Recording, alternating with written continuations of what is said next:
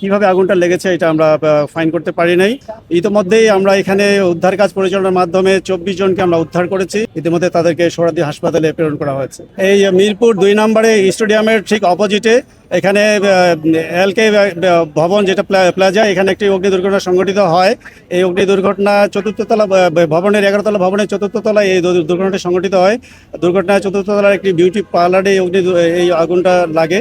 তো এখানে আমাদের প্রথমে মিরপুর ফায়ার স্টেশন রেসপন্স করে, পাশাপাশি কুর্মিটোলা, মোহাম্মদপুর, কল্যাণপুর এবং হেডকোয়ার্টার সহ এই কয়েকটা স্টেশনে 7টি ইউনিট এখানে অগ্নি নির্বাপনে অংশগ্রহণ করে এবং 2টি অ্যাম্বুলেন্স এখানে অগ্নি নির্বাপনে নিয়োজিত থাকে।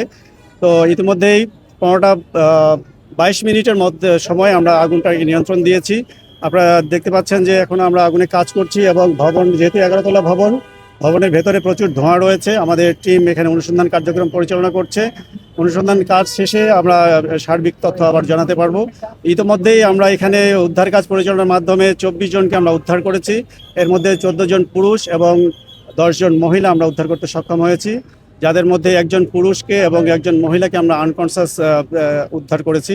ইতিমধ্যে তাদেরকে সোহরাওয়ার্দী হাসপাতালে প্রেরণ করা হয়েছে। এই মালিক পক্ষকে বা ভবনের যে বিউটি পার্লার যারা ব্যবসা প্রতিষ্ঠান তাদেরকে আমরা এখনো পাই নাই। এজন্য কিভাবে আগুনটা লেগেছে এটা আমরা ফাইন করতে পারি নাই।